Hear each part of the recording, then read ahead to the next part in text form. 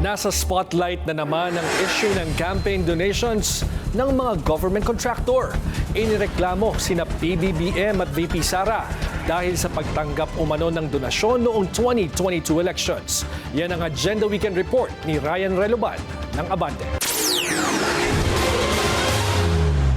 Pinaiimbestigahan ng iba't ibang grupo sa Commission on Election or COMELEC ang ilang government contractors na nagbigay umano ng campaign donation sa tandem ni na Pangulong Bongbong Marcos at Vice President Sara Duterte noong 2022 election. Kabilang sa mga complainant ang election watchdog na Kontradaya, Grupong Bayan, Workers Electoral Watch, Kilusang Bayan kontra Kurakot at iba pa.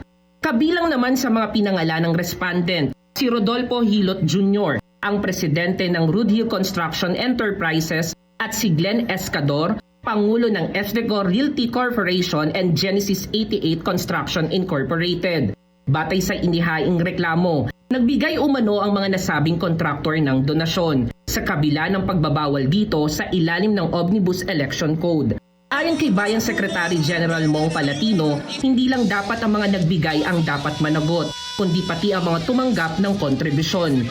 Lumitaw niya sa Statement of Contribution and Expenditure o SOSE, ang mga nasabing contribution ay tumanggap dito sina Pangulong Bongbong Marcos at Vice President Sara Duterte.